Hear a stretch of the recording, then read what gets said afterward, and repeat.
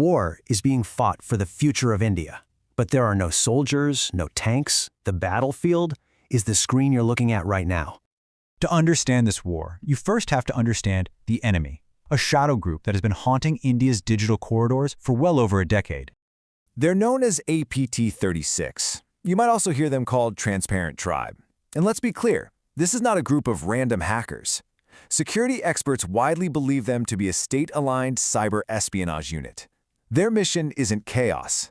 It's quiet, patient infiltration to steal India's most guarded secrets. Now look at this. This is what sets them apart. You see other major hacking groups, APTs, and their targets are all over the world. Europe, the US, they're after money or just causing disruption. But APT-36, they have a singular obsession: India. They don't always use the most advanced tools, but what they lack in sophistication, they make up for with relentless, targeted persistence. You have to understand every move they make online is a direct reflection of what's happening in the real world between India and Pakistan.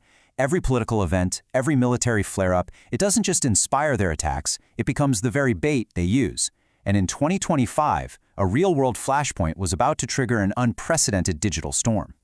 The conflict, which had been simmering in the shadows, was about to explode into a full-blown offensive, not just on the ground, but in cyberspace. And it all started with an act of terror. Okay, here's the timeline. April 22nd, there's an attack in Pahalgam. Just a few weeks later, India responds with military action, codenamed Operation Sindoor. And almost at that very moment, the physical battlefield expanded. Cyberspace became the new front. In the immediate aftermath of the Pahalgam incident, Indian cybersecurity agencies detected over 1.5 million cyber attacks. 1.5 million. A digital siege had officially begun. So how did they do it? How does a single click have the power to paralyze a nation's most sensitive networks? Well, the method is deceptively simple, and that's exactly what makes it so brutally effective. It starts with an email. Not spam, but a carefully crafted spear phishing message. The subject line is designed to create panic or urgency, something like Pahalgam attack update. Inside, there's a file that looks like an official report, but it's not. The moment you click it, a script runs in the background, and that's it. Malware is now on your system. Their main weapon is a type of malware called a remote access Trojan, or a RAT. And a lot of these are what you'd call commodity malware. They're widely available on the dark web, not some custom-built secret weapon. They used a whole suite of them: Crimson Rat, Side Copy Rat. These are the digital keys they use to unlock a victim's entire world. And this is why it's so dangerous. A rat isn't just a virus, it's a ghost in your machine. The attacker sees what you see on your screen. They record every single key you press. They can turn on your microphone, access your webcam, copy any file, all without you ever knowing they're there. So, with this kind of total access, the damage was strategic and widespread. This wasn't just about stealing information. It was about disrupting the very function of the state, right in the middle of a national crisis. And just look at the list of targets. It reads like a who's who of India's critical infrastructure. The Ministry of Defense, DRDO, the Army, the Navy, government IT networks, even hospitals like AIMS and telecom giants like Jio were hit. No sector was safe.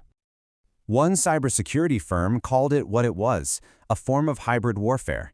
This wasn't one single attack. It was a coordinated campaign that mixed quiet, sneaky espionage from groups like APT-36 with loud, disruptive attacks from allied hacktivists. So the damage came in waves. First, they stole sensitive military documents and login credentials. Then, they launched DDoS attacks, flooding government servers with so much traffic that essential services just went dark. And finally, they defaced public websites with propaganda, a psychological blow designed to shake public confidence. But what happens to all that stolen data? The credentials, the documents? It doesn't just vanish. It flows into a vast, hidden economy. The shadow markets of the dark web. Right. Welcome to the digital underworld. On anonymous marketplaces like these, the spoils of cyber espionage are bought and sold.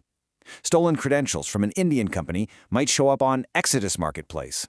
Your browser cookies, your safe passwords, they get bundled up into what are called stealer logs and sold on places like Russian Market.